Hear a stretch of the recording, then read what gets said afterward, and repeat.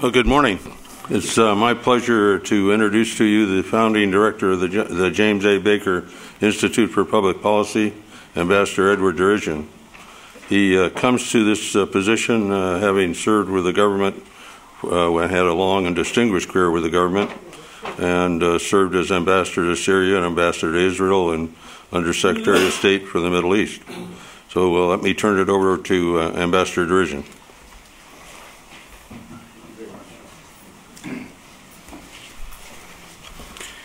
Well, good morning. If you think space issues are difficult, try being ambassador to Israel and Syria. Anytime. Seriously, good morning. We're delighted to have you here. Just reviewing the program that George Abbey has put together, it's just an outstanding program, and we warmly welcome you to the Baker Institute and Rice University. This is the 5th International Space Medicine Summit. It's an event we look forward to with great anticipation each year. It has provided a forum for continuing our vision for the Institute by building a bridge between a world of ideas and a world of action, and lending a meaningful voice to the international policy issues as they relate to the human exploration of space. We would especially like to thank Baylor College of Medicine, Bobby Alford's here with us, which is co-hosting this summit with us. This has been an excellent collaboration and ongoing. This summit has also continued to grow internationally. This year, in addition to having an outstanding Russian delegation led by academician Igor Yushakov, we again have representatives from China, as well as the Kingdom of Saudi Arabia, and from South Korea. I would like to take a moment to welcome all of our guests who have traveled long distances from various countries to join us. The International Space Medicine Summit occurs during a year of great historical significance for human spaceflight and at an important time in the discussion of international space policy. Indeed, it could not be more timely. We are meeting several months after the 50th anniversary of Yuri Gagarin's flight on April 12th, 1961, man's first flight into orbit. We have come a long way since those very early days. Today, as we meet, the International Space Station and Space Shuttle are flying overhead with 12 astronauts and cosmonauts from 3 different nations on board. For the first time, we have 2 Italians in orbit together. I can tell you one of them is not Silvio Berlusconi, but I hope the Italian Consul General isn't here and I haven't offended him. Also this year, the United States NASA Space Shuttle program will come to a close, with only one more planned flight in July, 30 years after its first flight in April of 1981. With the completion of the International Space Station and its planned operation through 2020 and perhaps beyond, the end of the shuttle program raises concerns for the continued logistical support of the station. The United States is supporting commercial companies that are developing new spacecraft and launch capabilities which could become a primary means of support for the space station in lieu of the space shuttle. Such an approach, of course, is subject to uncertainty of new and unproven developments. Russia's Progress spacecraft, the European Automated Transfer Vehicle, and Japan's H-2 transfer vehicle will be called upon to provide essential support for the space station. Clearly, if we are going to realize the great potential of the station as a laboratory, it will require the efforts and cooperation of all the partners involved. The vision for human exploration of space beyond the International Space Station may lack clarity at this time, but one thing remains certain. It can best be done when the spacefaring nations of the world work together. It is my fervent hope that the International Space Medicine Summit and your deliberations will help to enable and facilitate that unity.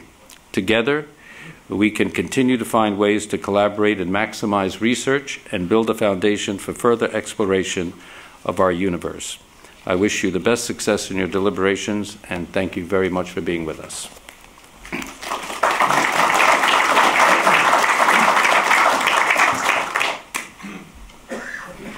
Well, thank you very much, Ambassador.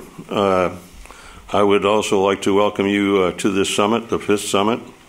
It is a time, I think, where we need to look at how we can do things more together, because with the shuttle program ending, as the ambassador said, it's going to make the logistics support of the station more difficult, more challenging, and it's going to take all the nations working together to make it happen.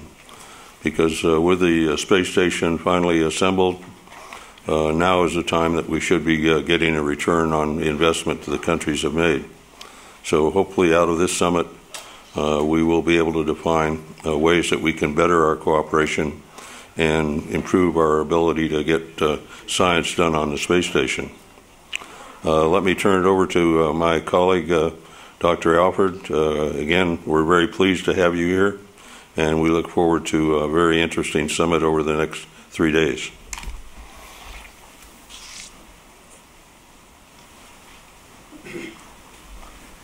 Thank you, George. Mr. Ambassador, we appreciate your remarks very much today. I would like to welcome everyone to this very special occasion, the next 3 days, which are going to be filled with a lot of information transfer and experience transfer as well. I wanted to particularly thank all of you and ask if you would thank your institutions and your corporations for making it possible for you to come to this summit, because your presence here is what makes it so very successful. I think many of you who were here at the very first summit will remember that we traditionally have not allowed PowerPoint presentations. We want people to talk and to exchange ideas and opinions, and it has always been successful in that format. The other thing is we try to allow sufficient time for discussion, because we encourage discussion after the panels and the panel presentations. The challenge to our leaders and the various moderators on the program is to be able to do the mathematics for the number of minutes that each speaker has to talk. And each speaker has to keep in mind those mathematics so that we can move on to all the participants. Let me give you some housekeeping things, I might call it, just at the beginning. These are adjustments to the program. Some of them are last-minute adjustments. As we said at the very beginning of the summit, we don't go through a lot of lengthy introductions of individuals and people. Everybody's famous. We accept that as one general category, and that's why you're here. So we won't burden you with those sorts of things. But on the changes that you might make note in your program, if you could gather it together, I would like to just go over those points. Incidentally, the restrooms, I believe for the men, are over here, exiting the door to my right, and for women, it's the door to the left, and it's down the parallel hallways. Is that correct? I believe that's correct.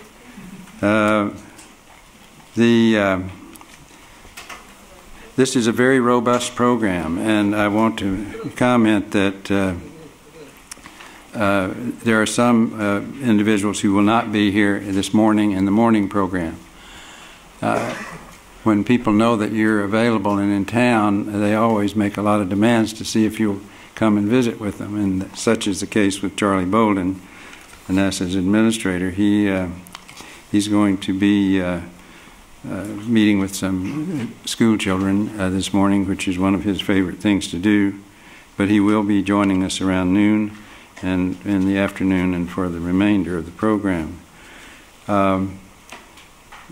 To call your attention to some uncertainties in your program, we're not certain about Fred Hayes, and I don't know that I've seen him here today, and Joe Engel in the program. Otherwise, Jim Weatherby, that you might have in your program scheduled for the 4th decade, he was on a plane to England yesterday.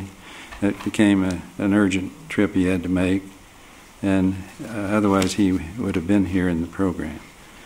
And one of the Chinese Dr. Tang, T-E-N-G, is not able to be here today. Those are the most important items on the various panels, and the moderators will point out in the latest update of the program given to them last night or this morning what the other things might be as the program goes along.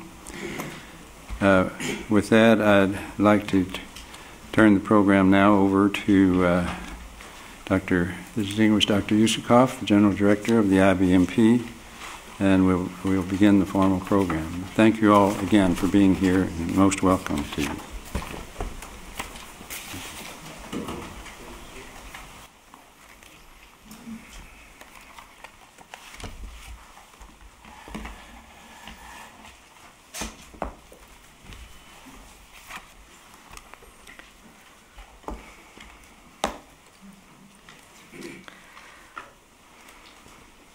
Добрый день, уважаемые коллеги. Good morning, dear colleagues, дамы и господа, ladies and gentlemen, друзья космонавтики. friends of the space exploration field. Испытываю чувство глубокого волнения за I'm very высокую честь excited провести and I feel privileged первый. for having been given the honor of being the moderator of the first panel of the summit. Причин этого много. There's plenty of causes for that excitement. Прежде всего, First and foremost, конечно, та великая история it's the fact that the great history относится к периоду пилотируемой that takes us back to the early days of the manned spaceflight and the first 50 years of it has earned the greatest respect across the scholarship and the scientific fields across the globe. Постараюсь сделать краткое вступление. I'll try to be brief in my opening remarks. Сделать так, чтобы наш довольно длинный разговор And I'll make an effort пяти декадам был that will be intended to ensure that the 5 decades that we discuss is going to be within the time frame given. взять 3 часа, это 180 минут. 3 hours or 180 minutes divided by 5 gives us about 36 minutes for each decade. But given my short and brief opening remarks, of course, it will be a little bit shorter. And so, the 20th century. The 20th century has given humanity space, aviation and space. Man has been able to become Homo volatikus, a new term that came up. We became the man of flight, and of course the last 50 years have a lot to do with the great developments in the manned spaceflight. And we need to recognize that space and space exploration have become a subject that's close to the heart of anybody in the world, regardless of the background. After we've been able to go on orbit, it's then that space exploration became a tool of communication, science exchange, the tool of peaceful policy, and comprehension of many issues that we deal with on Earth.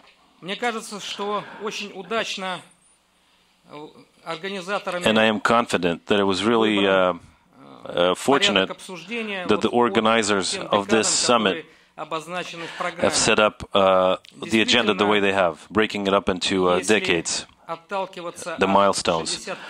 Because really, if you take 1961 as your starting point, you will be forced to realize that we're dealing with milestones, i.e. 1961, 1971, 1981, and so on and so forth, all the way through 2011. When we do have to admit that space exploration is at a crossroads, and we'll be talking a lot about it at various levels and various panels that are part of the summit. What accounts for that is that a lot has been done to date, and what is now to be done is something that raises more questions than gives us answers. And so the years with the 1 at the end really are the milestone years, at the very least, because they are a living, breathing reminder of the several anniversaries that we need to mention in 2011.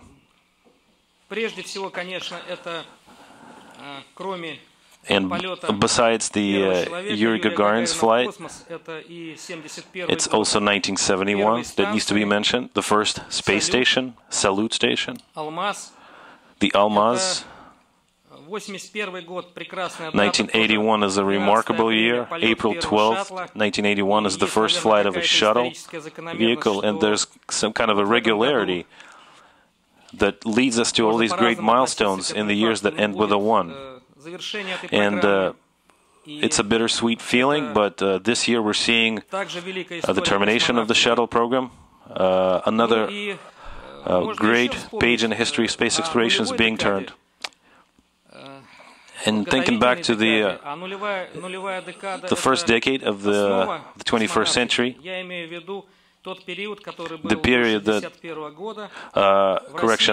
the zero decade being the decade that led up to 1961. And so 1950s, on July 22nd, 1951, the altitude of 110 kilometers was when the first living creatures being inserted into orbit, Gypsy and Dezig, the dogs, and they were successfully returned to ground.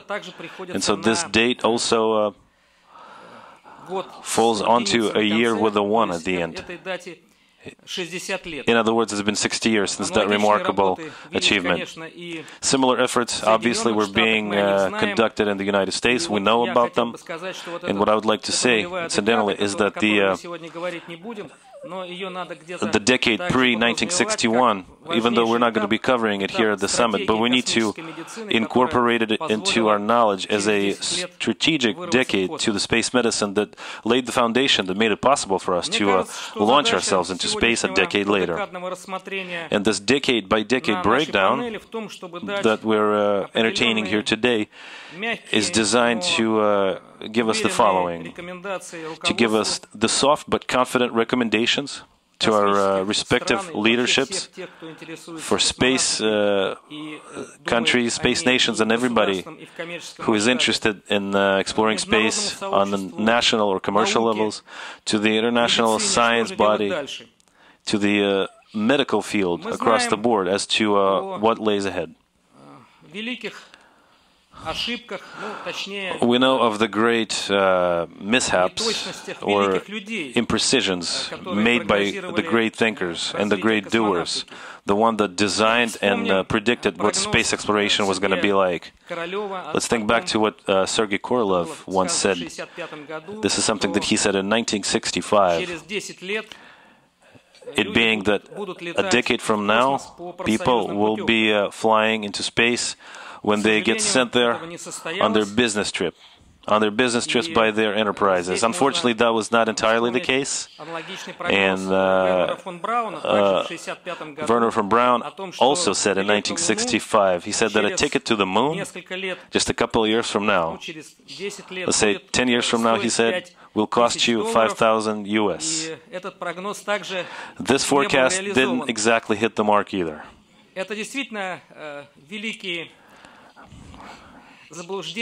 These are the great misconceptions by the great thinkers. It's worth mentioning here today, because this is also something that makes our history, our joint space exploration history great. There are no ifs and buts when you talk about history. This is something that's common knowledge, but then we can admit the fact that if it hadn't been for the successful flight of Yuri Gagarin, if it hadn't been for a fortunate, truly fortunate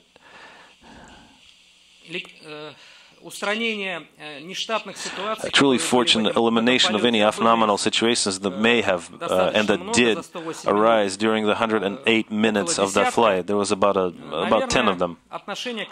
If it hadn't been for that, then our attitude towards space exploration would have been radically different, and the space programs, as they were being designed in the two respective countries, probably would have followed a different path at a different pace.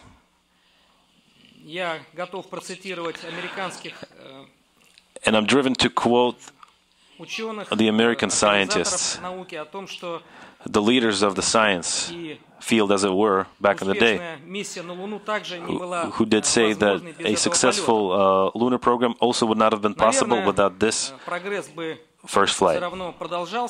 There would have been progress, absolutely, and the flights would have been taking place, but then the timing would have been delayed by a lot, I'm sure.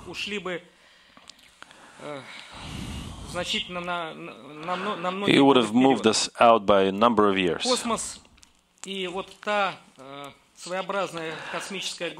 Space and the notorious space race, of course, if you were to look back and analyze and make some conclusions, really was the entity that allowed us to create the new industry, the new field of science and even culture. Oberg, the American historian, back in 1991, pointed out that history needed a person that would have crossed the border beyond which there were unknown physical and psychological hazards. And we are forgetting now how much we owe to Yuri Gagarin, end quote. And the summit that we're starting here today, that the second part of that statement is not exactly correct. We are not forgetting.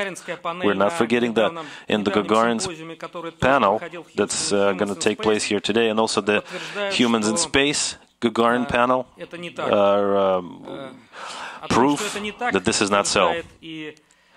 We also know that this is not forgotten from the way the Gagarin's days were being celebrated in the UK, as well as the plans to install a Gagarin's monument in London. And the last thing I would like to say is that this really interesting crossroads that space medicine is at currently, along with the rest of the space industry, you know, there are explicit reasons for that, and these objective reasons are as follows. The level achieved by manned spaceflight needs some radical strategic decision as to where to move forwards and how to go on. And this situation, as obvious as it may be to the lot of us, also reminds me of a famous painting by Vasnetsov, a famous Russian painter, A Night at the Crossroads, which, you know, if we were to localize it, you know, we could make it into a cowboy at a crossroads, since we are here in Texas. But this is a good reminder, you know, the way the painting is. You know, you've got a lone rider out in the field all by himself, and he reads an inscription on a stone that's right in front of him. And the inscription goes something like this: if you go to the left, you will lose your horse. If you go to the right, you will lose your head. If you go straight, you will get lost all the way.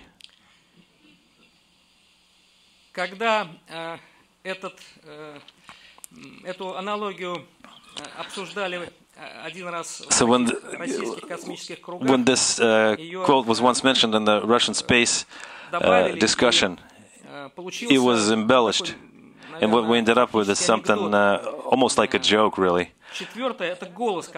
And the fourth thing is the voice that comes up from above, somewhere in space, and it says to the writer, if you're waiting too long, if you're thinking too long, we're going to wring your neck right here.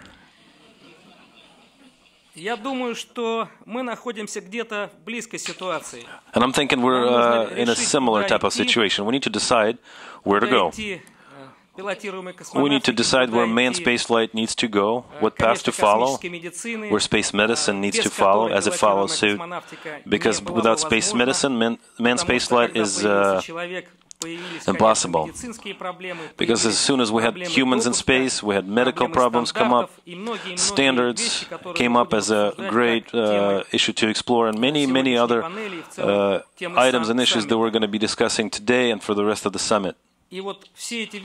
And so all of these issues, we need to take a peaceful, quiet, weighted approach to thinking about and to fully realizing the idea that it's only through the joint efforts of all of us, only by combining our efforts and our resources, we'll be able to achieve whatever it is we decide to pursue. And the first flight, the first human flight, bore witness to the fact that Earth is not that big, that space is not that far, and that borders in space simply do not exist. And it's only through joint efforts, only through combining our efforts and resources, we'll be able to make sure that human will become more than an earthling, but a creature of the universe. It's also something that will need us to, that will require that we re-establish our thinking. The newest medical and biological technologies will need to be incorporated into life support systems of the future. We're hoping that there will be interplanetary flights, that there will be space-based stations, bases, that will be stepping stones to the flight towards Mars and the asteroids, and this is something that we would really like to believe. I'm remembering how when I was a kid back in 1961 and I'm running outside, I was in first grade back then, and all I remember now is how I really wanted to get something high, you know, to climb a lamppost or get on the roof and just stare into the skies and be able to see the first space explorer, the first human in space. And that was a feeling that was shared by a multitude of others that I later talked to, Russians and internationally. And I would really be happy that this aspiration to go on upwards and look up into the sky will keep us on the good path. And I want to make sure that this drive to go upwards will become the joining theme, the main theme of our summit. Thank you so much for the privilege of doing the opening remarks, and I would like to go on to the first decade, 1961 through 1971, and with that I would like to open the floor to those unique individuals, the legends that are here at the Presidium. Each and every one of them is a living history. Every one of them is a legend. Every one of them knows so much that nobody else knows. And everything that we're going to be hearing here today are the pearls of wisdom and pearls of truth.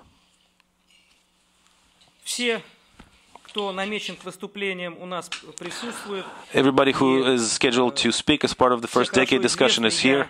They need no introductions. They are truly famous, well-known. And so in commemoration of opening our first decade discussion, I would like to present the Gagarin's album that was published in Russia to Chuck Berry, whose publications were my training material back when I was at the Military Medical Academy, back in the day, when I was studying as an aviation and space medical professional. And I'm so thrilled and happy and excited that almost 40 years down the road, I am so privileged to have made the acquaintance of Mr. Berry.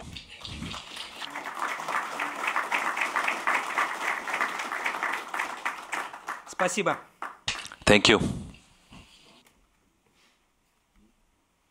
Well, as the old guy here, I have to tell you that I thought that we would long ago have already been to Mars.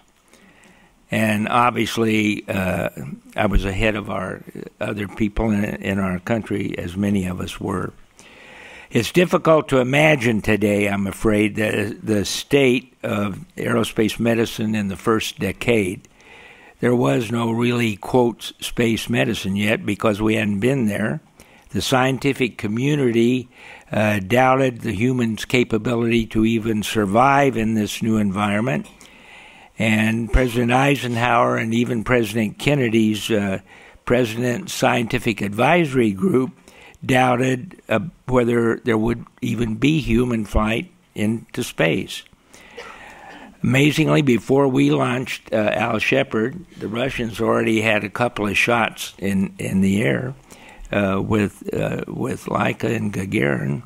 But by the time we did that in '61, we were arguing with the scientific community about the fact that they felt that launching him into space was going to cause a heart rate of 180, and he was going to go into cardiac failure, neither of which we believed. And they said, you don't have any data, and it emphasized one point that started all of the thing.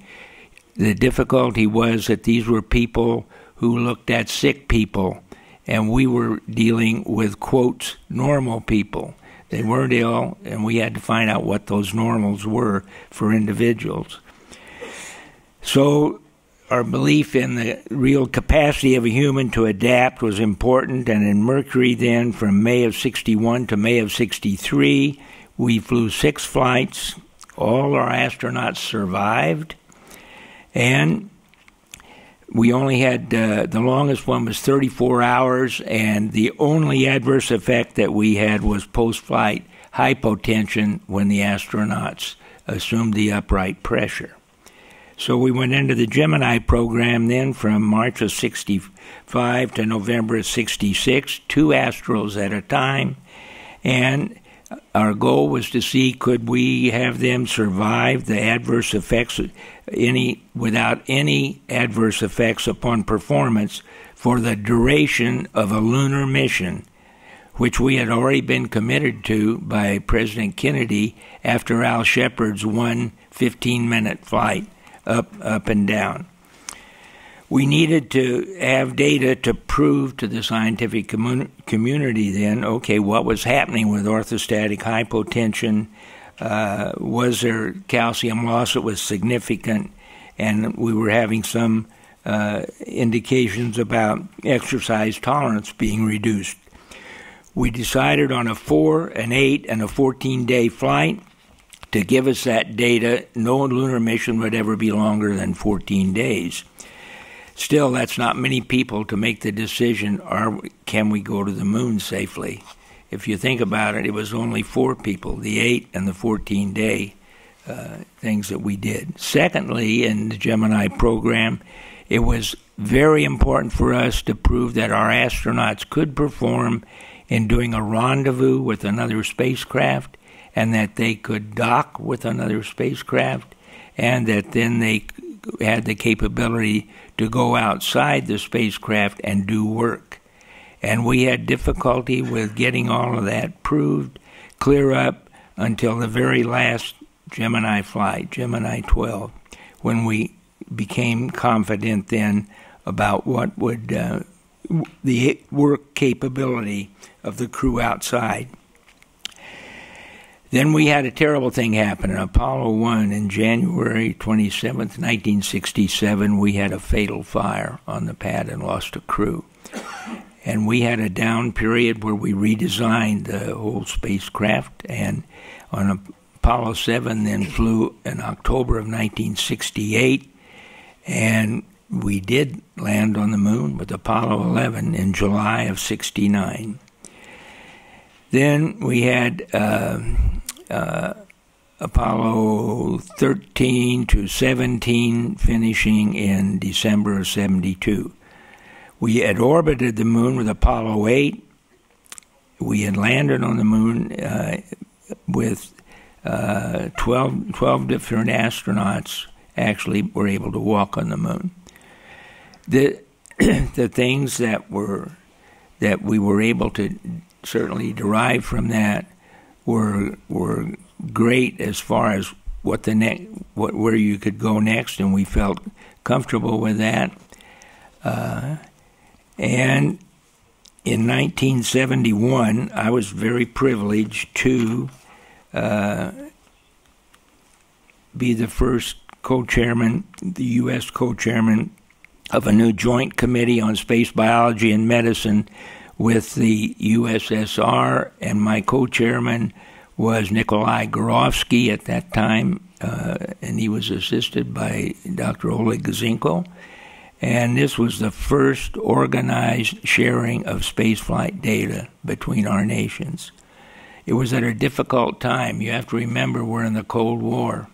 Every shot that we did was viewed as a battle in the Cold War. Every shot that our colleagues in Russia did was viewed as a battle in the Cold War. The wonderful thing is that we did start those exchanges, and I think that's what we want to continue here today. We were able to put a ladder up there to say it is safe for human beings to go into space for in extended periods of time. We only got up to 84 days finally, which will be talked about later, I'm sure. But we hope we put that ladder, and I know that many of you have climbed it. Thank you very much.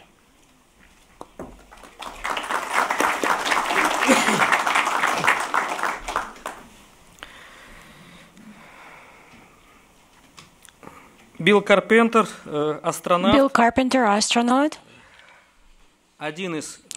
One of the first. And they're prompting me that Bill initially was a marine pilot. And I would like to remind you that Yuri Gagarin was also a marine pilot. And both in Russia and elsewhere, they forgot about that. But unfortunately, that's history, and it's the kind of science that reminds us every now and then.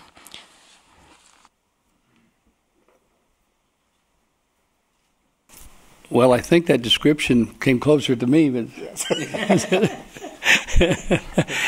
I think I'm a little bit mixed up with Scott Carpenter here, but I was a NASA flight surgeon, and I began my career in January of 1965, 2.5 months before the first Gemini flight.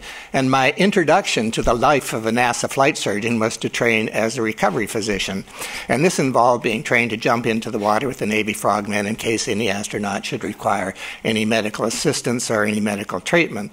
Now, at that time, it was known from the Mercury program that there was significant lability in heart rate and blood pressure post-flight, and the pilot of MA9 became pre-syncopal on egress from the spacecraft. And since I was going to be the first medical responder to reach the Gemini crew, I became very concerned about the effects of spaceflight on the cardiovascular system. And the Gemini astronauts were all found to have significantly increased heart rate post-flight. There was significantly decreased systolic pressure when upright post-flight, but they also had significantly decreased weight. And 4 of the 6 astronauts had significantly decreased plasma volume, and the plasma volume followed weight loss, specifically the fluid loss that was calculated. Exercise capacity was also decreased, and it became apparent that all of these factors were significantly interrelated. And the Apollo astronauts showed a very similar pattern. Then during the Shuttle program, I was invited back to JSC as a consultant, and I found that some of the problems that were of concern in the Shuttle program were very similar to the concerns that we had during Gemini and Apollo. And so I started to review some of the Shuttle data and compare it with the Gemini and the Apollo data, and I saw patterns that were starting to emerge that I felt may give some insight into this problem of cardiovascular deconditioning. And I've come to believe that 85 to 90% of this problem is predictable, and I think it may be preventable. So I'm in the process of documenting the Gemini program in a book as a companion to the books written on the Apollo program and Skylab program, and I'm also adding the Mercury program so that all this data will be easily retrievable. Now, the mechanisms behind the cardiovascular deconditioning are not completely understood, but are multifactorial. They're complicated, sometimes confusing, and even controversial. So to commemorate this 50th anniversary of human spaceflight, I want to commit to a project to help get more answers. And what I plan to do is to start building a comprehensive database, starting with the Mercury program, adding the Gemini program, then adding Apollo and Skylab and Shuttle. And I want to document every single piece of information that I can get my hands on changes that occur in the cardiovascular system into one database that will be available for current and future research. And hopefully this will help researchers to test hypotheses and to develop more predictive models. An important key, I think, to advancing medical research is to forge connections on as large a scale as possible and bring together physicians and scientists, regardless of where they live or work, in the hope that the collective wisdom and the collective innovation of the group can lead to better outcomes. We need to pull the data out of individual labs and offices and institutions and learn to collaborate in new ways that modern technology has provided. So I think we have a good start in developing a comprehensive NASA database, but what I think we really need to do is develop a world database. And I would like to invite everyone in this room to consider participating in developing such a world database. So I believe that we who have lived through the first 50 years of human spaceflight owe this to those who will succeed us in the next 50 years. Thank you.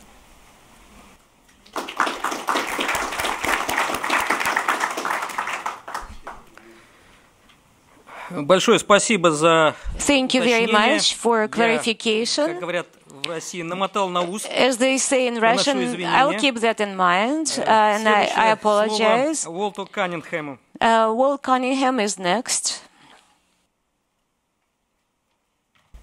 Okay. I was waiting to hear if I was going to be described as a doctor. Do I look like a doctor? It's nice to see so many familiar faces here this morning. I've enjoyed coming here every year to this particular program, and I want to thank Igor for the great introduction and for the calibration on how long 5 minutes is. It's nice to be here with a couple of NASA flight surgeons, and while there probably are some opinions to the contrary, I want to say that I know that NASA flight surgeons, for my period of time, they were there to keep us flying, not really to ground us. I'll give you a prime example. I probably wasn't a NASA astronaut for 6 months before I broke my neck on the trampoline. You may recall, Chuck. And we were all pilots, so we didn't trust information like that to the flight surgeons. I managed to hold out for 24 hours before I walked into flight medicine over there holding my head like this. And, of course, I was afraid I was going to be grounded, wiped out, what have you. And you guys had me flying again. I was back in the T-38 in 4 months. So I learned that they were working for us. And this is probably a good time for me also to thank you, Bill. You were such a great recovery physician. Especially want to thank you for the shot of Johnny Walker Black label you had waiting when we climbed into the helicopter. I didn't dare tell anybody about that for years. Didn't want you to get fired. And if you asked to talk about the good old days, probably one of the most important things is you've got to live long enough to know what came after the good old days. And I think I've been following pretty closely what came after. I was counting on Fred, who doesn't seem to be here this morning, to really talk about the Apollo flights, the Apollo program itself. I will just say one sentence about Apollo 7. We inherited Apollo 7 after we were on the backup crew for Apollo 1. In my opinion, Apollo 7 was the longest, most ambitious, most successful first flight of any new piece of machinery ever. And that's all I have to say about Apollo 7. The 1960s, as we look back on them, I've always considered those the golden age of manned spaceflight. When Sputnik was launched, Yuri Gagarin's first flight 50 years ago last month, it shocked us and amazed us over here. We'd always thought we were technologically superior, and we found we had a lot of catching up to do. And the reaction over here to Yuri Gagarin's flight was 3 weeks later, right here at Rice University, when President Kennedy said we're going to land a man on the moon and return him safely to Earth in this decade. He also went on to add, we choose to do this not because it is easy, but because it is hard. And I wish we were stuck to that today. Do the things that are hard. That statement triggered the space race. And I think there were some unique circumstances in that enabled us to do what we did in those days. One of them was the Cold War that was going on, the competition with the Russians, and another one was that we were willing to pay the price of challenges in those days. 8.5 years later, only 9 months after Apollo 7, an American flag was planted on the moon. And the space race was called off, basically, right then. And I've always been impressed with the fact that only 193 years after we established an American flag on this planet, we planted it on another body in the universe. And as we look back now, we know what it was. That was a victory in the Battle of the Cold War. That's what the real consequences of that was. And I believe that 500 years from now, there's only going to be one thing that's going to remember about the 20th century, with all the wars and medical progress and everything else. It's going to be that man landed on the moon. I think there's a lot of reasons for success. I think there's 4 principal reasons why we had the success we did back in those days. One of them was the astronauts. I can tell you they were all very good, and let's face it, we got the glory, but that wasn't the only factor that was involved there. We did like the glory a little bit, though. There were several unique things that I think are really the reasons for success on the days of Apollo. Operations, for example. We had people that came into NASA out of the X-plane program. They had hands-on experience with the kind of operations, the kind of decisions, the kind of risks that had to be taken, and that was just a kind of a natural progression to move from there, the X-plane programs, and move on into space. Another major reason is management. Management in those days, it was a much smaller organization, not as bureaucratic as it is now, and management was willing to make critical decisions. Chuck mentioned the Gemini Program. Well, when they first thought about the Apollo program, I don't think the Gemini Program existed then, but when they took a look at the schedule of it was going to take a little bit longer than they thought to get the Apollo program up and running, they went back and invented the Gemini Program, injected it right into the whole flow of operations back there, and in over a period of 2 years, Evaa, rendezvous, and controlled reentry. I mean, being able to select a landing spot and make it. Those all came out of the Gemini Program. Another example of those management decisions that were critical and they were able to make and willing to make in those days was the Apollo 8 mission.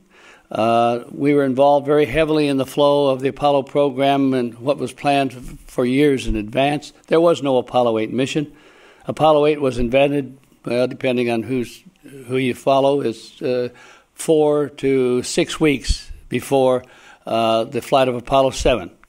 It turns out the schedule was not going to work out for the lunar module.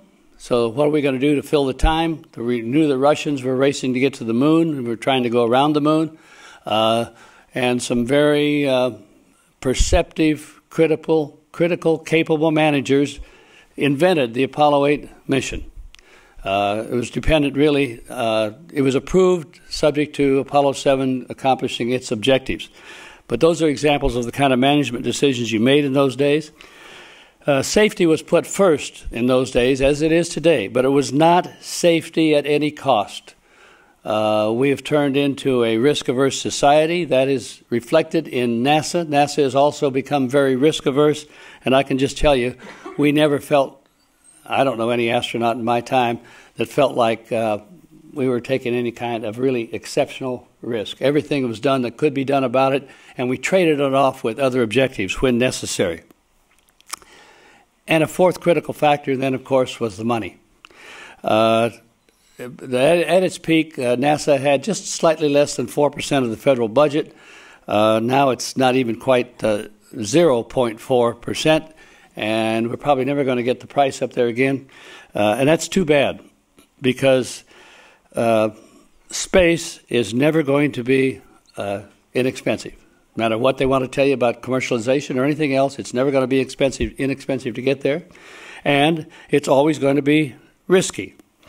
But we had a lot of big payoffs that came out of that, and I guess to me the most important one, and the reason why I look at that period of time and that money as an investment, not as an expenditure, was the technological breakthroughs. And as we look back at the investments we made in the 1960s, that powered our economic engine in this country for the next 30 years. It's something we're losing these days. Another lesson that I wish we had learned from the Russians, actually, is that you should be evolving your hardware. We shouldn't be having a throwaway society. We threw away the Apollo hardware. We threw away the Skylab hardware. We're now throwing away the Shuttle hardware. I will inject one thought. It was not in my generation, but I will just say this. The Space Shuttle Orbiter is the most amazing flying machine ever developed by man. It's also the safest manned spacecraft that we have ever had in the history of manned spaceflight. And the biggest mistake that NASA has ever made is grounding the Space Shuttle without a better replacement. Thank you.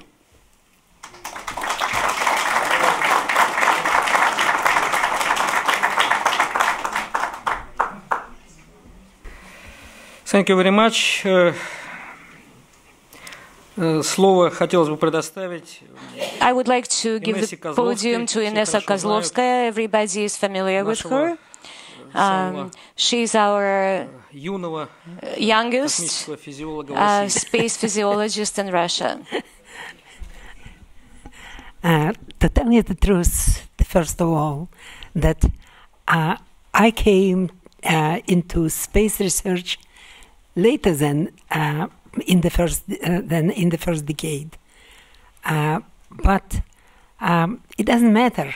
It seemed for me that to talk about those years, which were really golden years of space flight, maybe because it was just a start, and we know that at the start of something, the curve is much steeper curve of development, but I think not only because of that, but because of those people who were working at that time. People who were not so many as today, us, but who were extremely enthusiastic, who were working like hell, who were people who had great fantasy and great belief that they can do something which people couldn't do, normal people, usual people.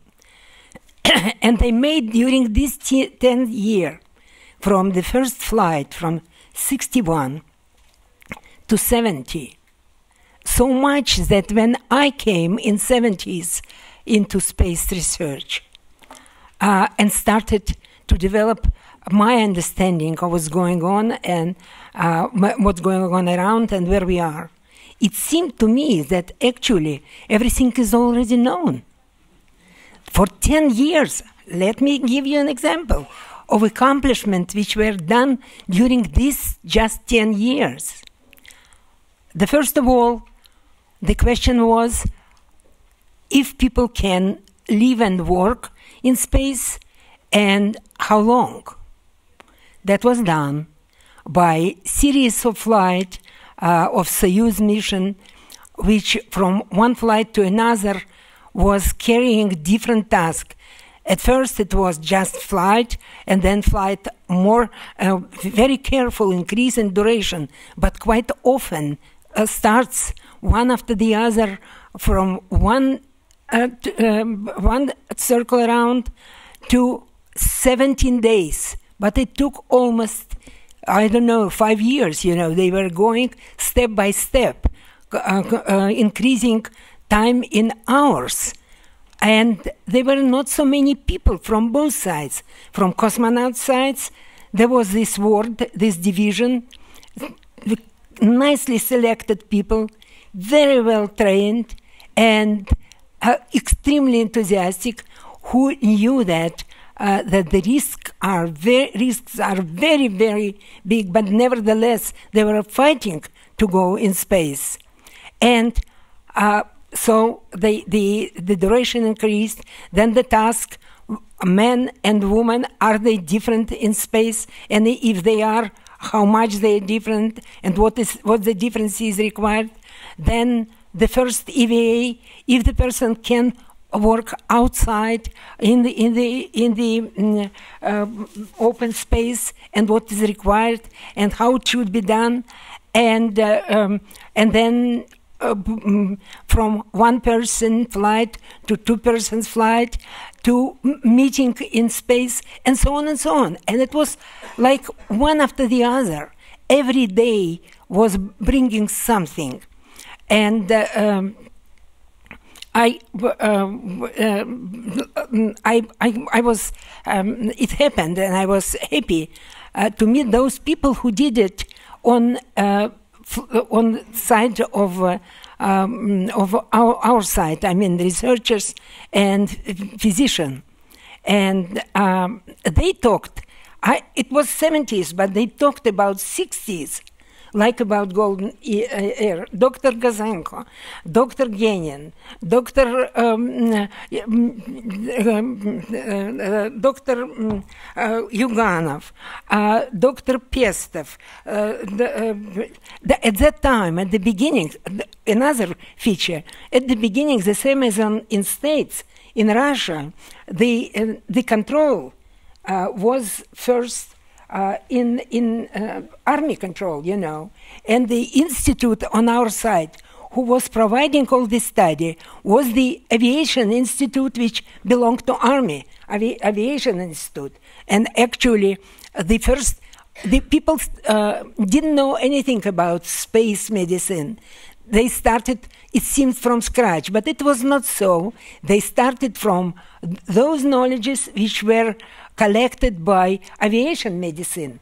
But, and therefore, Dr. Gazenko and Dr. Berry on your side, they belong to aviation medicine. But they have to relearn, and relearn very fast, because the technology people were extremely demanding. They were competing, and they wanted to go forward as fast as possible. So it was no time, maybe, for deep research, but it was time for very expanded research, extended, you know.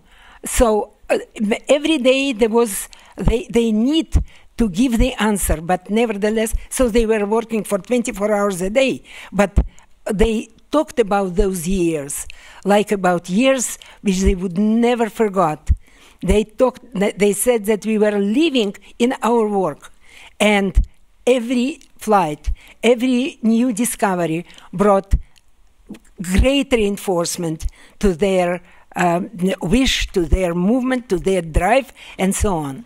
And actually, when I looked through what was accomplished in this decade, even today, I would say almost everything. The system of medical support was developed at that time. I mean, monitoring, you know, understanding of the negative results of weightlessness and space flight on our different function at that time. And even understanding that we cannot fly without countermeasure, because when they came to the duration of 17 days without proper countermeasure, the two of our cosmonauts, Sevastyanov and Nikolaev, came back in such a state, in real dangerous state, that all the physician community was taken for help. And then there was that was the stop for a while, as a matter of fact, for increasing the duration of flight. There was a statement that there is not, but people cannot be in space longer than 17 days. Today, it looks just, you know, were they crazy? No, they were not.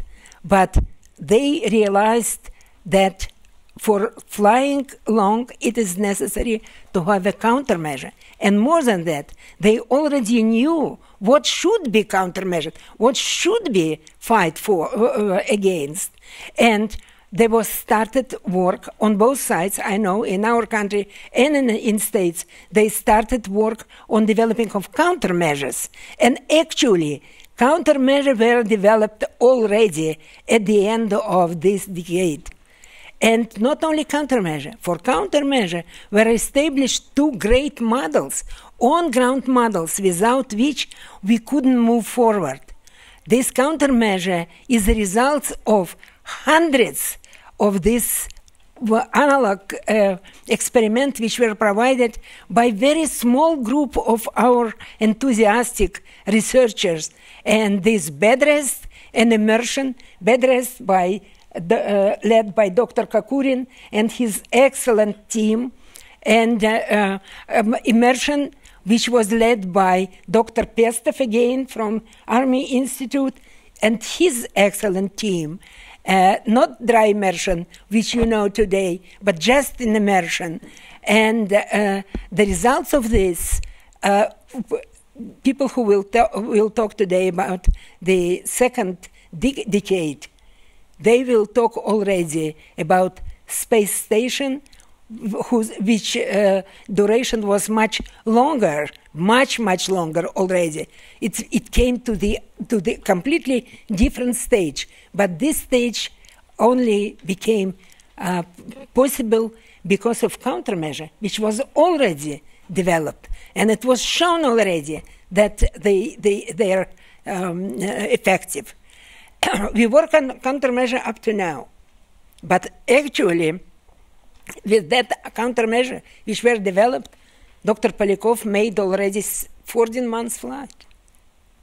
So it's just the example how successful were those people.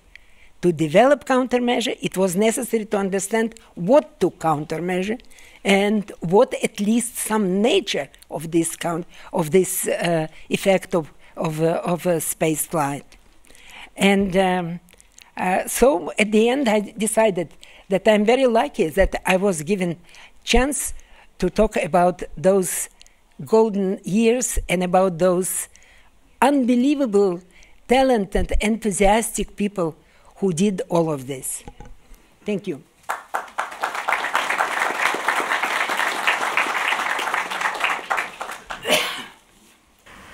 Спасибо, Инесса. Thank you, Inessa. Инесса нас уже и перенесла в другую декаду. Inessa has transferred us into a different decade, and I think we're going to thank every speaker, and we're going to move on to the next period of the cosmonautics and space medicine development.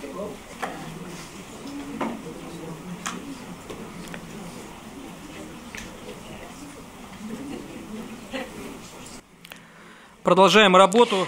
We continue our work. Переходим к следующей декаде. Let's move on to the next decade. Я хотел бы вспомнить, что I would like to remind you that the decade had a difficult start for the Russian space medicine. At the time, in 1971, in June, a salute crew perished with Volkov, Patsayev, and Dobrovolsky. It was a heavy loss, which allowed to reconsider various principles of life and work in space. And we have learned a great deal. The physicians, space medicine physicians, learned a great deal, not just in Russia, but we are hoping that this experience, although it was a very hard experience, was useful for the entire space medicine. But also this decade is rich in events, and I'm pleased to give the podium to Joe Engel. Joe Engel is going to come here pretty soon. Let's hope Joe Kerwin. I get to go first. Yes, okay. Are we on? Yeah. Very, very brief introduction or reminder about Skylab. As Chuck Berry said, we went through the entire first decade of human spaceflight and landed on the moon without having a good detailed knowledge of human physiology and weightlessness. They kept putting that off. We can't do the in-flight experiments. We're too busy. We don't have weight. We don't have time, blah, blah, blah. Skylab was the program that was to fill that gap. And We used Apollo hardware. We used the third stage of the Saturn V rocket, the fuel tank, as our laboratory. We used the Apollo Command Service Module as our taxi cab, and we planned 3 flights of 3 crew members each for 28, 56, and 56 days. Well, the third flight actually went 84 days because we were doing good. And we launched in 1973 after a training period which included the loss of the Salyut flight that was just referred to. That worried us as well. The arrhythmias on Apollo 15 gave us a little concern. The loss of the monkey Bonnie on the biosatellite mission which launched in 1969 was another little indication that there were some things going on up there that we didn't quite understand. So that gave a sense of importance and a certain amount of urgency to the flight. And during launch, the Skylab workshop, launching unmanned in May of '73, suffered a loss of the heat shield, and one solar panel and the other solar panel stuck down, and it was in pretty bad shape. So our first job when we went up there was to put up a sunshade, free up the solar panel, and then get on with the business of discovering what truly went on with some excellent in-flight experiments in medicine. Since I only have 5 minutes, I have to skip most of the details. My best memories, my personal best memories, are number 1, raising that stuck solar panel. That was a beautiful day. Number 2, learning how to ride a bicycle in weightlessness. It was harder than we thought, and with the nervousness about our ability to perform exercise for long periods of time, it was a real breakthrough of its own. Number 3, capturing that first solar flare on film. NASA having made amateur solar physicists out of all of us. We were up there working with that hardware, proving we could do science. And number 4, stepping out of that spacecraft on the carrier deck and staggering across the sick bay on our own power after 28 days in space was pretty cool. A little more objectively, the achievements of Skylab, the things we did and found out that moved human spaceflight forward, I list as follows.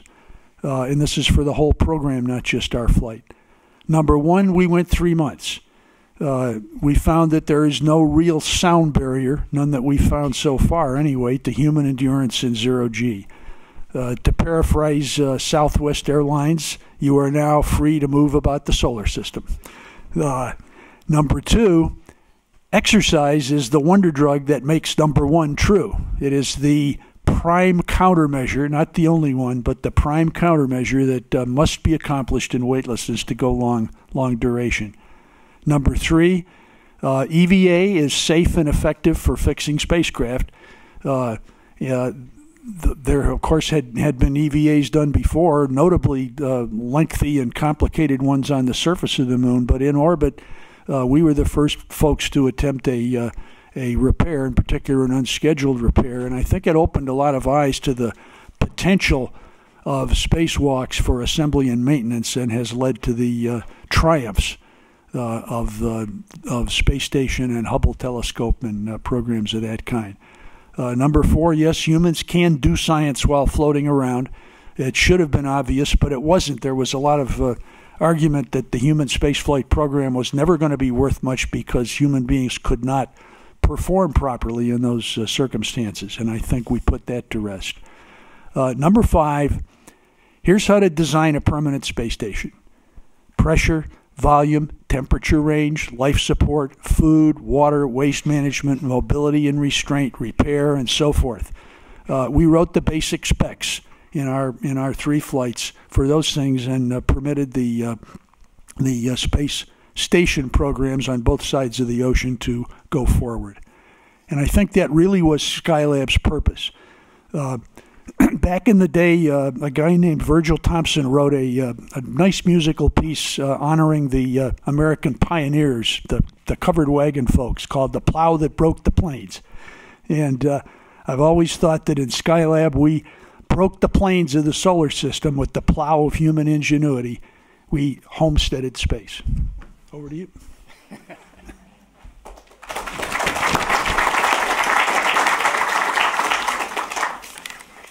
Слово предоставляется Чаку Солуину.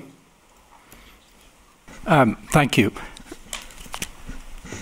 I'd like to speak from a little different perspective, since at the time we're talking about this decade, I was actually doing something that was akin to research. It was operational support, really.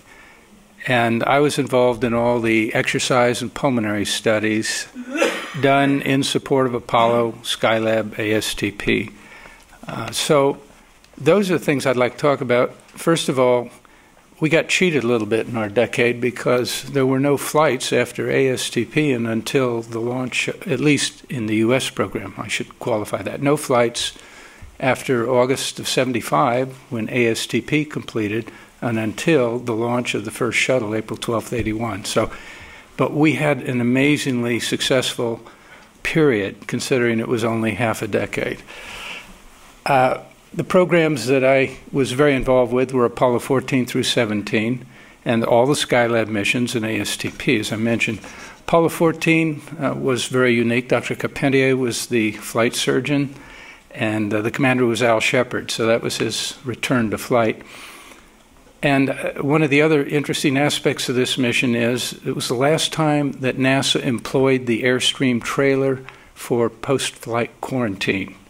You know, we had this concern, will we be bringing some bug or disease back from the moon that might ruin the environment here on Earth? So the crews up to that point in time were quarantined, the Apollo crews post-flight. This made testing interesting because this trailer was located on the hangar bay deck of the aircraft carrier. And our equipment was inside, the exercise equipment was inside. So Dr. Carpentier really conducted the exercise studies of the crew, and we sat out in the hangar bay area with our monitoring equipment wired through the trailer wall. The equipment we were using became essentially the M171 analyzer that Joe used during Skylab, which I'll talk about more later. But we had prototype stuff that we were essentially testing for use on Skylab. Life improved a little in the later Apollo flights because we ended the quarantine, and the ship's captain gave us room in the officers' quarters. However, the officers' quarters may have been more pleasant. They were well decorated, but they were right below the flight deck, and we were on the equator, and it was very hot. And there was added thermal stress to these tests we were doing because we couldn't keep the rooms as cool as we'd like for exercise testing. The Apollo support that we did included 3 pre-flight tests, approximately 30, 15, and 3 days before flight at KSC. And then from that point on, we'd load all our equipment onto an airplane and take a number of flights out somewhere in the Pacific and wait for the Navy to pick us up, helicopters, and take us to the ship. It was a really exciting time. I got to see Hawaii 7 times. It was good. But the trips out, sometimes they were on helicopters, sometimes they were on fixed-wing aircraft called COD, carry-on delivery. And particularly on the helicopters, some of the guys would get nervous because none of us had really flown much on helicopters, and we had equipment stacked up in the aisles. That was the only way we could carry it out to the ship. And I remember asking about, well, what happens if we have a failure? And the guy says, kiss your sweet goodbye.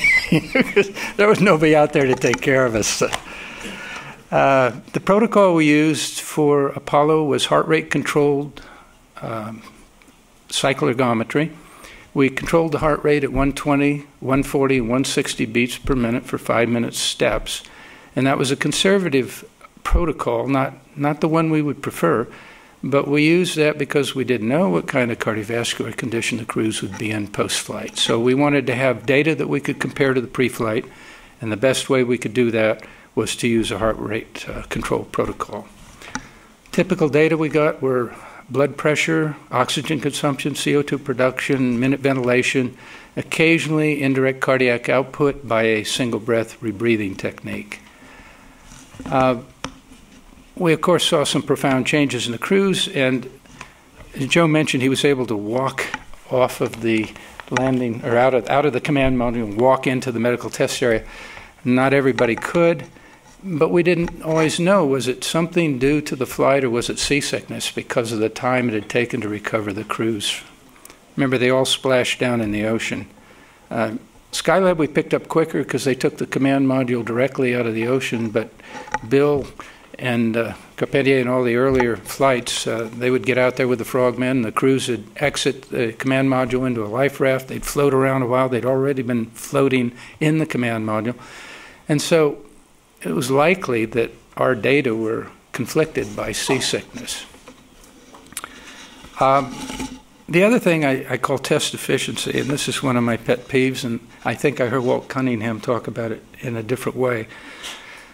Our entire support team, our entire medical support team, several different groups doing many different tests, comprised about 35 people. And when I took a little sabbatical from NASA, when I came back in 1990, suddenly we had hundreds of people. And I really have always had a little trouble understanding why we had to grow quite so much to do what we had done. Skylab, I would say it's arguably the most controlled, thorough, integrated life sciences missions we ever conducted. And a very important part of it was the pre-Skylab simulation called the Smeek Test, where in a building 7A on site at NASA, we spent 59 days monitoring the crew while they went through all the medical studies. And in particular, I'd compliment Crippen, Thornton, and Bobco for all the deficiencies they found in our equipment and our procedures. We corrected them, and I think that led to the success with Joe's missions. Another thing improved in terms of recovery testing. In Skylab, we had what we called Skylab mobile laboratories. They were MASH Army hospitals that had been re-outfitted. We flew them out to the ship, or to Pearl Harbor, in a C-5A and transferred them on the ship. So we now had environmental control and adequate test area for everybody, and the data were therefore even better. And another issue is we were not encumbered by the Privacy Act of 1974, which forever changed our ability to openly discuss biomedical data between management, scientists, and public. When we did Skylab, Dr. Berry knows, we would daily after our tests, we'd post on big boards all the results, and we'd talk about them openly. And that's something we unfortunately can't do today. I've got to wind this up.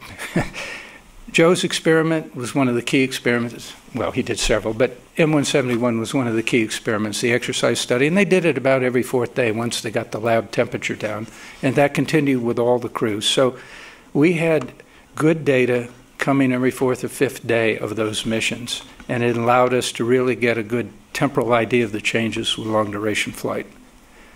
And the crews were all very dedicated to the successful performance of these studies, and again, for the first time, biomedical research was a primary objective of a NASA mission.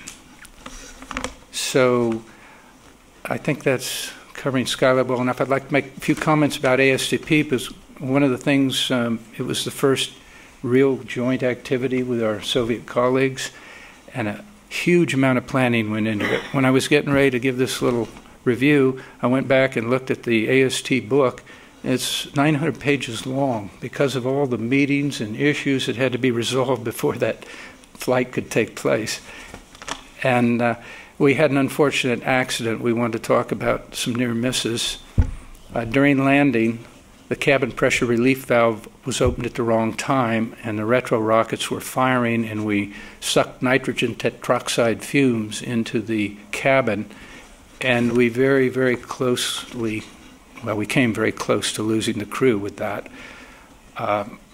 At the time they were recovered, I didn't know really what was going on. I knew there was a problem, and I had the laboratory where we were doing the exercise and pulmonary testing, so Dr. Nikogosian, one of the flight surgeons, brought the crew in there and said, get them on oxygen immediately. And it took a while to understand what had been going on, but they took the crew to Tripler Army Hospital, and they were there for a couple of weeks, and they had cortisone therapy, among other things, and lots of checkups.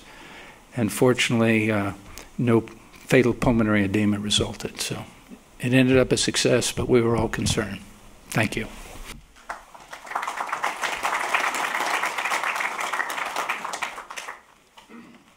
Спасибо, мы очень четко Thank you very much. проскочили вторую декаду.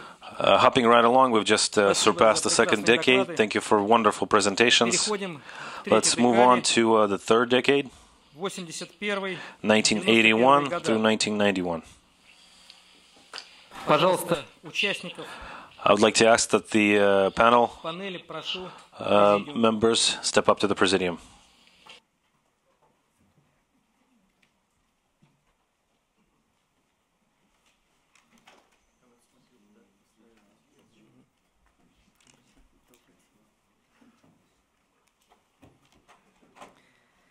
Я напоминаю, Сэм Пул, Владимир Титов и Джефф Хоффман. St. Paul, Jeff Hoffman, and Vladimir Titov. St. Paul, Jeff Hoffman, and Vladimir Titov are the panel members for the next decade. Okay. A few comments about space medicine from the era. This was not the end of the development of space medicine, but it was probably the end of the beginning, and things got a little bit more organized, as Chuck has noted, more people intensive, and we tried to mature the system a little bit. One of the first things done was the development of astronaut medical standards. That was done in anticipation of the first Space Shuttle era astronauts arriving in 1976. We started that. Contemporaneous with that, we established medical boards, an aerospace medicine board in Houston to look at clinical things, and a medical policy board at NASA headquarters to do whatever they do. Eventually, the medical boards were established for the International Space Station, the Multilateral Space Medicine Board, and the Multilateral Medical Policy Board. For the past 34 years, I think most would agree those standards have served well. Some might contest psychiatry, but they've evolved and are now revised on a regular basis by NASA experts in space medicine. Launch and landing medical support changed dramatically for Shuttle, not water, but land, runways, gave us, frankly, better access to the crews. In addition, NASA flight surgeons and some astronaut physicians were trained in the fledgling disciplines of ACLS and ATLS at the time. And contingency launch and landing medical support has continued to be a priority throughout the Shuttle program. Medical monitoring and private medical communications changed dramatically during this era. Early in the space program, a priority was given to continuous monitoring of such things as EKGs. Open, and I do mean open, everybody could listen. Air-to-ground communication interviews were conducted with the crew members, looked at medications taken, what they ate, and their bowel habits, which I'm sure endeared them to us, no doubt. Changes were adopted for the Shuttle program. EKGs were monitored during the first 4 missions. Efforts were initiated to schedule some routine private medical communications with the crew to develop a better patient-physician relationship. It was interesting to go through that era in NASA because PAO didn't like it because we'd lose some of our press coverage, which I felt was adverse. And some of the flight directors didn't want to do it, and frankly, I don't think some of the crew didn't want to do it. And in addition, some senior NASA managers were opposed to it. However, after being blindsided rather dramatically by some events that took place on orbit, until after the flight was over, regular private medical communications were adopted by NASA, and this dramatically improved the ability to communicate and gave the physician-patient communication a better opportunity. Space motion sickness and the Phenergan miracle. I remember early in the Space Shuttle era, space motion sickness became a cause célèbre, and numerous research studies were undertaken. None of these early efforts, however, resulted in adequate treatment for space motion sickness. And the important word I think we eventually learned was injections. Injections of Phenergan, or promethazine, in doses of 25 to 50 milligrams worked fairly well in treating people who were flying on the zero-G aircraft. And finally, we said, well, could we inject them on orbit? Was there a substantial risk to doing that? And after we had decided it was worth the risk, we began to treat space motion sickness on orbit with injections of Phenergan with really excellent results. Extended duration orbiter. We extended the duration of shuttle flights during that time, and there were trials and tribulations associated with this. An active program of life sciences research was initiated in support of extending the duration of the shuttle, and this resulted in some significant advances in space medicine. Exercise equipment and protocols, which were developed for EDO, provided a sound basis for exercise capability on the International Space Station. NASA Life Sciences purchased and deployed the Crew Transport Vehicle, affectionately known as the CTV. And why were we doing that? Not the program office, because we wanted quick access to the crew. And it's continued to be useful in the program for that and other purposes. Well over 200 peer-reviewed scientific papers were published as a result of the EDO research. On the negative side, many members of the extramural community, science community, were invited to participate with NASA investigators during the EDO research efforts. However, most declined this opportunity. And as a result of this experience, for this and a variety of other reasons, NASA, in cooperation with Baylor College of Medicine, established the National Space Biomedical Institute to pursue the development of countermeasures and to promote cooperation between NASA scientists and extramural scientists. And I think that's working rather well. Shuttle medical kits. We were given 2 cubic feet of space on the shuttle, and it's truly amazing what innovative people can stuff in 2 cubic feet, I assure you.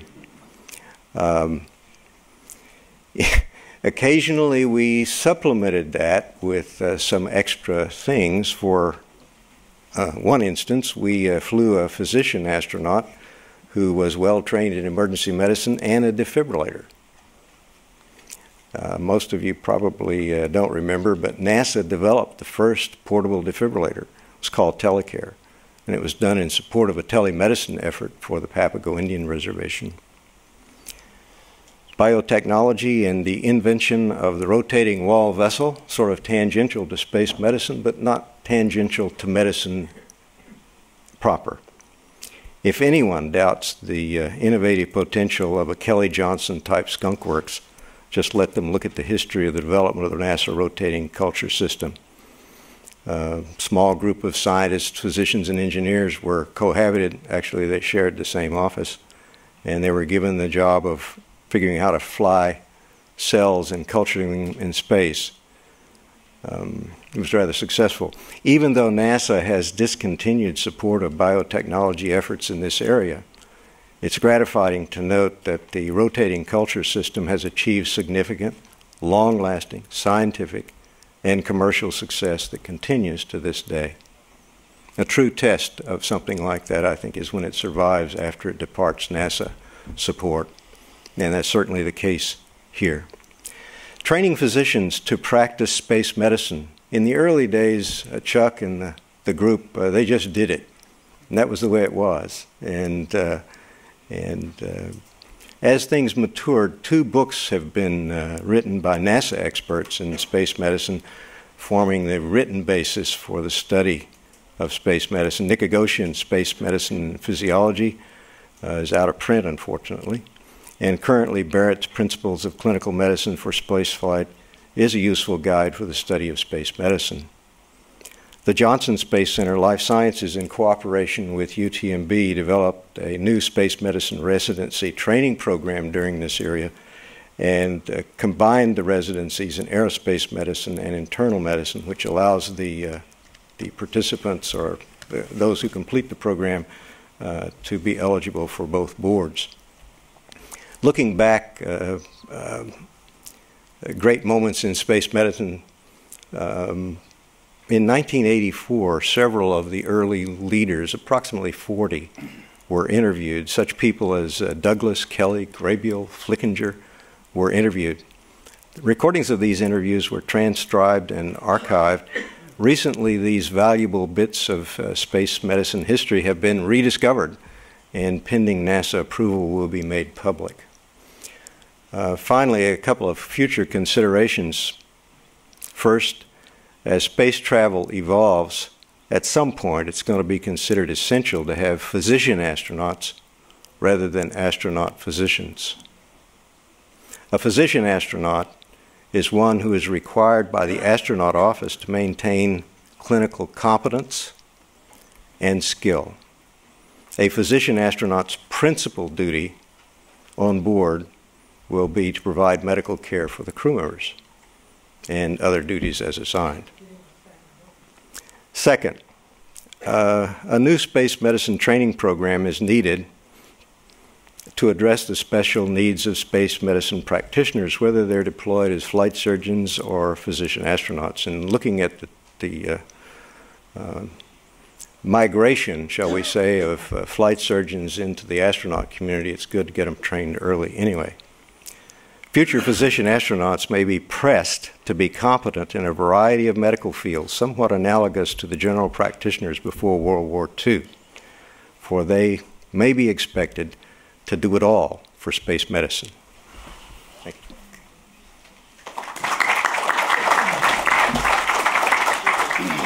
Thank you very much. Мы идем четко по регламенту. Поэтому у наших вот коллег даже по 10-11 минут. Thank you very much. We're moving right along. Vladimir Titov is our next speaker. Я буду касаться, по всей вероятности, программы десятилетия. I'll be speaking Советского Союза, тогда страна так называлась. On the decade, as regards the Soviet Union, which was the name of the country back then. What was special about that decade from that standpoint? First, we made a transition from the Salyut stations to the Mir station.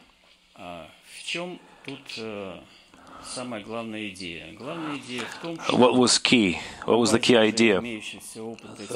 Based on the operational experience that we achieved in the Salyut station ops, we created a station that had 6 docking ports and that had the capability to build a complex, an orbital complex, a plug-and-play complex of different modules of different design and intent, also intended to, including medical experiments. Well, building this complex, or after the Mir station was launched, so to speak, there was a really interesting effort conducted, which had the first Mir crew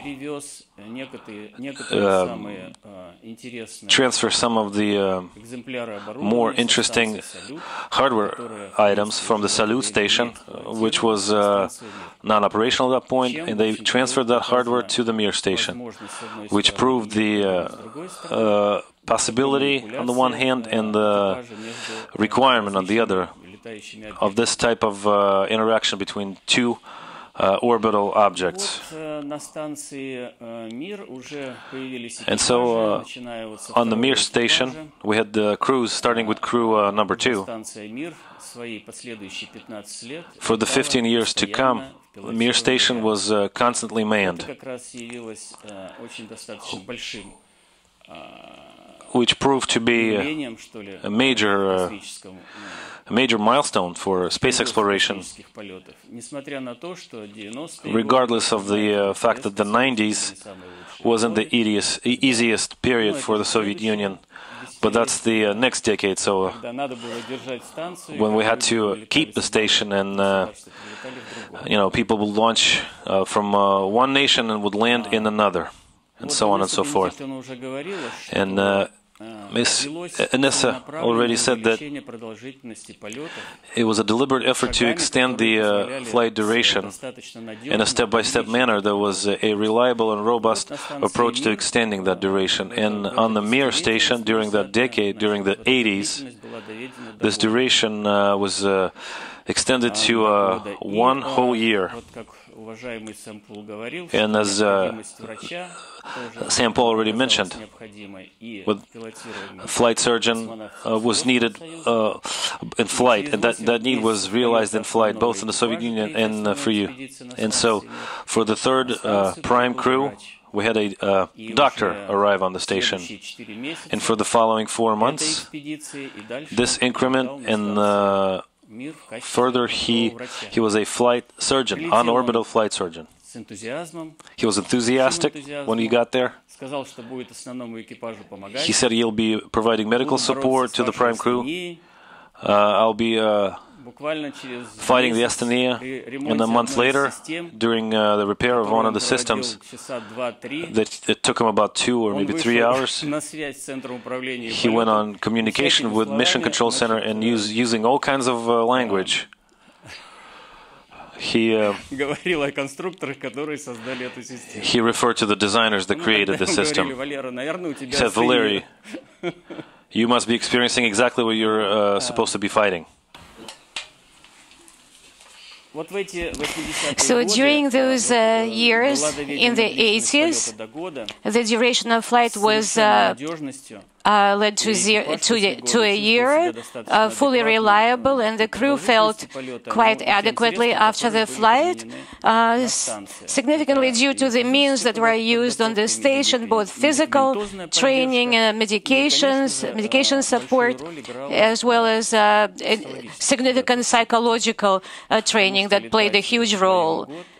Because to be flying for 2 or 3 people for a year, that's a rather difficult task. What's also interesting about the 80s, as far as medical approach is concerned, in the beginning of the 80s, there was one of the unsuccessful launches. For the crew, it became successful, but the rocket burned up at launch pad, the Soyuz rocket, and the crew was rescued using the emergency rescue system. What is characteristic for that time is that all the design developments and all the medical support operated 100% and correctly 100%. And in spite of all the loads and accelerations that the crew had to withstand during that situation, there was absolutely no damage to their health. Although after the landing, when the crew was standing near the capsule and the people ran forth and they gave them a cigarette, a helicopter, a search and rescue helicopter arrived, and people in white coats and stretchers jumped out of the helicopter, and they started forcing the crew onto those stretchers. I was afraid they were going to break them. Well, by joint efforts, we succeeded in calming down the physicians, and then we dealt with it independently. At the end of the 80s, that decade, already at that time they were talking about the boundary, the Cold War boundary that has been crossed by the Apollo-Soyuz program, and again the wall arose again. I think we succeeded in breaking through that wall again, and in 1991 they started talking about intergovernmental agreement between the United States and the Soviet Union on the creation and implementation of Mir Shuttle program. And I remember as Mr. Golden, the NASA administrator, arrived to Star City, and I was giving a tour on the first management, the training, crew training facilities, and I said, Mr. Golden, we had a Buran program, and our team was scheduled for Buran. I haven't flown on Buran. I have to fly on the shuttle. And he said, and I have to fly on Soyuz. And so essentially, we see this come true for today, and my congratulations on that fact. And I was going to say something else in conclusion. About the Intergovernmental Agreement in 1992. It happened, and looking into the next decade, in 1992, the first representatives of the Cosmonauts Training Center arrived in Houston to Mr. Golden, who is not here with us, unfortunately. Thank you very much.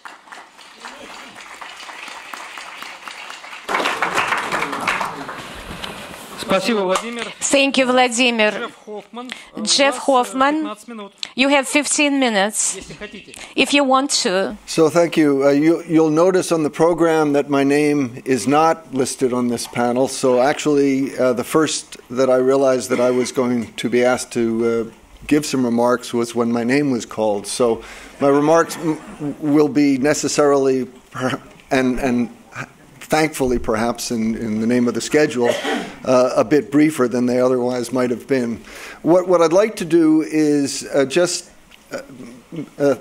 mention a few things which, for me, are the highlights of what the Space Shuttle has contributed to the study of space medicine. And the first thing in looking at the shuttle, I think it has to be the huge increase in the number of people that we have been able to put into space. I mean, in the heyday of the shuttle, when you think about it, we were putting on the average of 50 people a year into space with, roughly 7 flights a year, 6 or 7 people on a flight.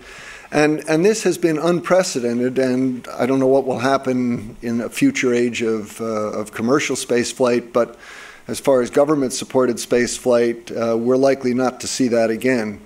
And not only did we put a large number of people in space, but the variety of people we put into space increased tremendously. I was in the first group selected of shuttle astronauts, and for the first time, we had more non-pilots in that group than pilots. And in addition to the scientist and engineer astronauts, the shuttle has made it possible to fly payload specialists, people from many different backgrounds. And that has given us a tremendous human variability. I mean, obviously everybody is in good physical shape, but nevertheless, I think that in fact illustrates one of the serious problems that studies in space medicine has had to deal with, and that is the variability in human subjects. And we all know that a sine qua non of all the space medicine experiments has been the N number. How do we get sufficient statistics in order to be able to demonstrate the efficacy of countermeasures? I think we saw a few things in the shuttle which we should keep in mind when we think about the whole statistical problem. And I'll refer back to the problem of orthostatic hypotension, which Inessa mentioned. I'd actually be very curious, this is a subject for the future, but you certainly mentioned that all of the symptoms, including the weight loss, the fluid loss, were known back in the 60s, and yet when we started flying the shuttle, and I don't know if it was just that we weren't communicating with the Russians. I don't know when the Russians started any sort of fluid loading protocols, but we certainly were not doing this at the beginning of shuttle flights. And when pre-syncope and some syncope was actually observed, and the fluid loading protocols were first suggested, of course, they were done as an experiment where some of the crew would do the protocol and some of the crew wouldn't do the protocol.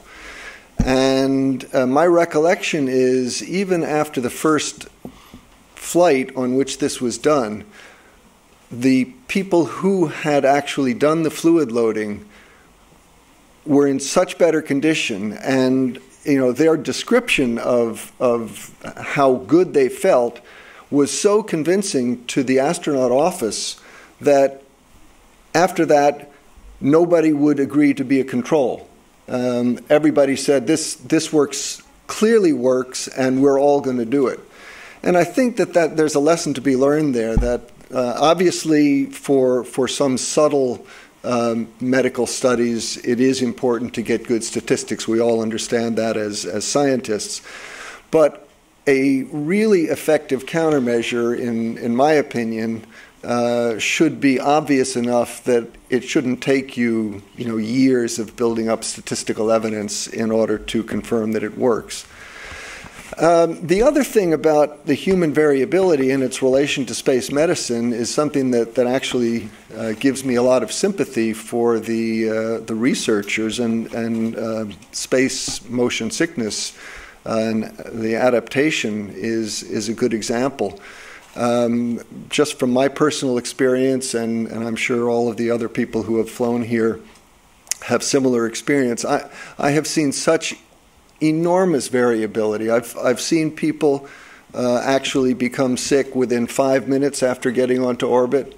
I've seen people who were fine for the first 2 days and then on the third day would get sick, and I've seen people who haven't gotten sick at all. And we all know that some people who are very susceptible to air sickness and acrobatic maneuvers, myself included, don't necessarily get sick when you go into space. So the enormous variability, I think, was really brought home as part of the shuttle program, just because we did have so many people.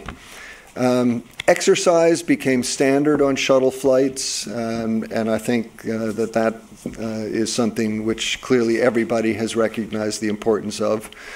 The other thing, of course, which the shuttle contributed was learning a lot about EVA protocols, building up the ability to do weightless EVAs. Obviously, we demonstrated this for the first time in Gemini, but the degree to which the shuttle allowed us to perfect our skills, which allowed us then to go on and do all of the Hubble servicing missions, construct the space station, I think is a lasting legacy of the space shuttle.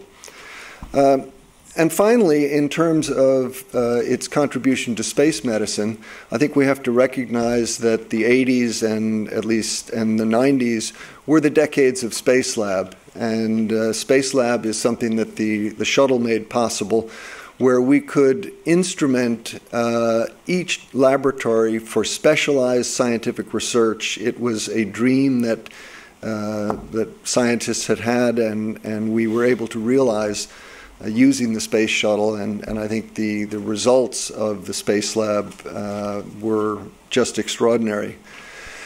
And finally, this sort of carries on from Sam Poole's remarks on physician astronauts.